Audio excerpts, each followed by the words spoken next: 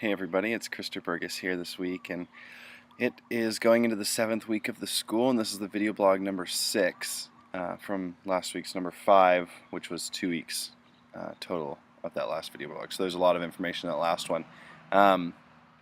Let's see what we had this week. We had Kat Hoban, who spoke this week, and she shared about encountering God and what it looks like to meet God where He's at, and to seek the Lord and expecting Him to meet us in everything we do. And it was such a good week to experience.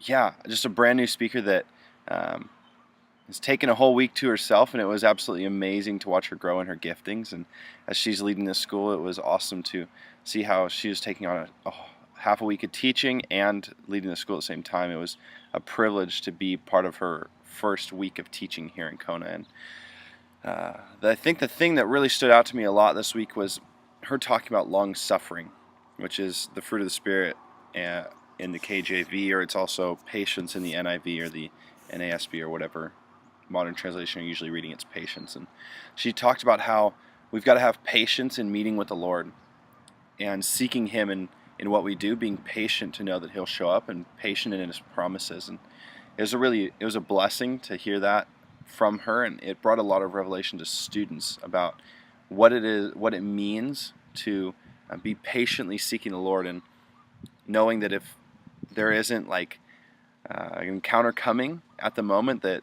they can be patient and know that God is coming. Like that, the phrase "God takes a long time to work suddenly," that the suddenlies of God come at times that are least expected, and mostly they're least expected because we would have expected Him to move sooner.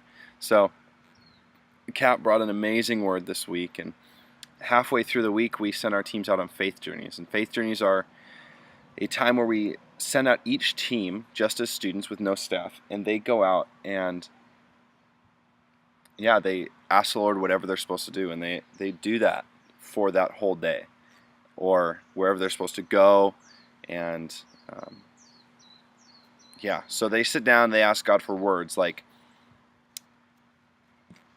God, give us something to follow for today. And sometimes people get things like, boat, or they get colors or people, and they follow those things to the best of their ability. So God, okay, lead us where we should go. And I think what a lot of the teams found out this past week is that it's not so much about following the words as it is about living our life throughout the day and seeing that God leads our day. So most teams, when they came back with testimony reports, would report that the words weren't something that they were to follow, but as they went about their day, their words that they had received in prayer were things that they saw happen in their day, or things that they would see show up in their day. So it was mostly like, okay, God, you really are actually guiding our whole day, not just what should I do this day and doing it, but being led by the Spirit. So people realized that they are being led by the Spirit at all times, and it was a really big blessing for them.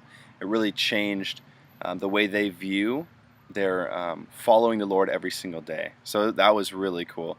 And if there was one theme that really stuck out to us from this school, it was that every team came back in unity.